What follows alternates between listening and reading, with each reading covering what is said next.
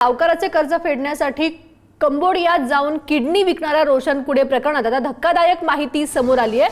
कुडेंसोबत उत्तर प्रदेश, महाराष्ट्र तसेच इतर 2 राज्यातील आणखी 4 युवक कंबोडियात जाण्यासाठी निघाले होते। मात्र महाराष्ट्रातील नाशिक येथील एक युवक कोलकाता विमानतळावरून पळून आला, तर कुडे आणि अन्य तिघे कंबोडियात गेले आणि त्या चौघांची ही किडनी तिथे काढण्यात आली। चौकशीत पुढे आलेल्या या नवीन माहितीमुळे मानवी अवयव तस्करीचे मोठे रॅकेट देशात सक्रिय असल्याचं आता उघड झालंय।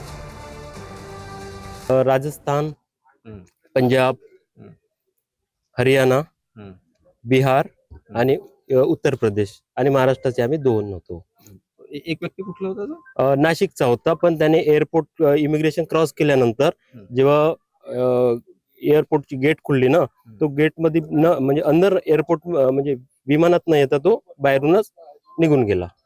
अंदाजे किती लोकांचे तिथे तुमच्या समोर तुम्ही जे एवढे दिवस होते किती लोकांच्या किडन्या भारतीय असलेल्या लोकांच्या काढण्यात आल्या होत्या?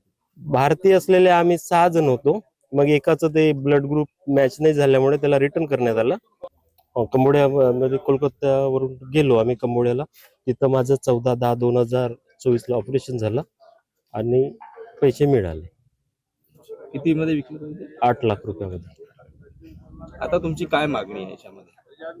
आता मागणी तर काही आहे नाही, पोलीस प्रशासनाने दखल घेतली आहे माझी पूर्णपणे, आणि माननीय जिल्हाधिकारी साहेब आणि माननीय पोलीस अधीक्षक साहेब यांनी पूर्ण यंत्रणा कामाला लावली आहे आणि योग्य तो न्याय देतील हे पूर्ण प्रशासनावर माझा ठाम विश्वास आहे। दरम्यान शेतकऱ्याची किडनी विक्री प्रकरणात एसआयटी गठीत करण्यात आलेली आहे। अवैध सावकारी कर्जापासून सुरू झालेल्या प्रकरणात नागबीड तालुक्यातील रोशन कुडे या शेतकऱ्याला 8 लाखांत किडनी विकावी लागली। या गंभीर प्रकरणाच्या तपासाला वेग देण्यात आला असून यासाठी विशेष तपास पथक गठीत करण्यात आले। अतिरिक्त पोलीस अधीक्षक ईश्वर कातकडे यांच्या नेतृत्वाखाली ही एसआयटी सर्वकष चौकशी करणार आहे, अशी माहिती पोलीस अधीक्षक मुमक्का सुदर्शन यांनी दिली आहे। प्रचंड गंभीर बाब आहे। शेतकऱ्यांच्या जीवाशी खेळण्याचा हा प्रकार आहे। यावर माननीय मुख्यमंत्री देवेंद्र फडणवीसजींनी एसआयटी आणि त्या ठिकाणी गंभीर दखल घेतली आहे।